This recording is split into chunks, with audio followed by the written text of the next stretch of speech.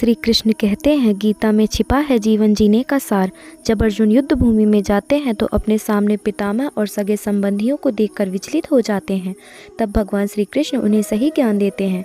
श्री कृष्ण अर्जुन को उपदेश देते हुए कहते हैं कि हे पार्थ, ये युद्ध धर्म और अधर्म के मध्य है, इसलिए अपने शस्त्र उठाओ और धर्म की स्थापना करो।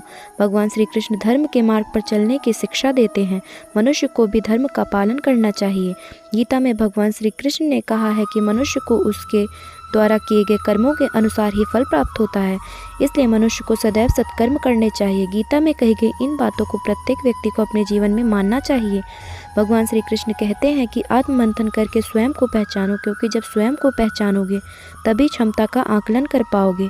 गीता में कहा गया है कि क्रोध से भ्रम उत्पन्न होता है, जिससे बुद्धि व्यग्र हो जाती है। भ्रमित मनुष्य अपने मार्ग से भटक जाता है, तब सारे तर्कों का नाश हो जाता है, जिसके कारण मनुष्य का पतन हो जाता है। इसलिए हमें अपने क्रोध पर नियंत्रण रखना चाहिए।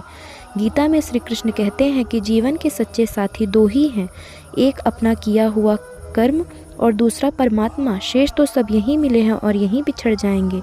श्री कृष्ण कहते हैं कि हमेशा सही के साथ खड़े रहो, भले ही अकेले क्यों ना खड़ा रहना पड़े। भगवान श्री कृष्ण कहते हैं कि मृत्यु एक अटल सत्य है, किंतु केवल यह शरीर नश्वर है, आत्मा अजर अमर है। जिस प्रकार से एक वस्त्र बदलकर दूसरे वस्त्र धारण किए जाते हैं, उसी प्रकार आत्मा शरीर का त्याग करके दूसरे जीव में प्रवेश करती है।